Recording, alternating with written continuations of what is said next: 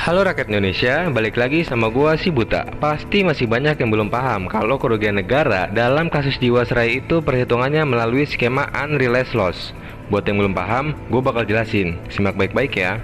Gua kasih ilustrasi. Seorang investor beli saham dengan harga per lembar Rp1.000. Lalu keesokan harinya harga saham tersebut mengalami penurunan menjadi Rp800 per lembar. Artinya, dia saat itu mengalami kerugian. Eits, tapi tunggu dulu.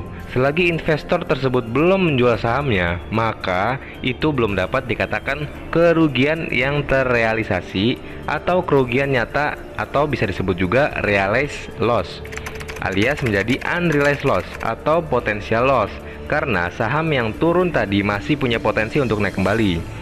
Investor hanya akan mengalami kerugian jika menjual sahamnya dalam kondisi rugi, alias minus.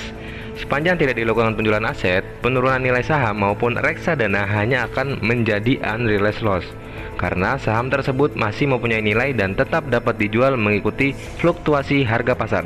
Nah, itulah yang terjadi pada kasus Jiwasraya.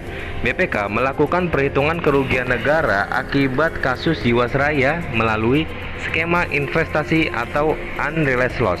Kalian harus tahu, putusan Mahkamah Konstitusi nomor 25 PUU tahun 2016 menyatakan bahwa kerugian negara harus benar-benar sudah terjadi alias nyata, bukan kerugian yang tidak real atau unrealized loss. Kalau kerugian yang diakibatkan oleh penurunan nilai saham dikatakan sebagai kerugian negara, maka investor yang ada di pasar modal bakal jiper dan ketakutan. Orang-orang akan mikir 1000 kali untuk investasi atau mengelola investasi perusahaan BUMN di pasar modal. Alhasil, pertumbuhan ekonomi Indonesia bakal terganggu dan pasti ngaruh ke pendapatan negara.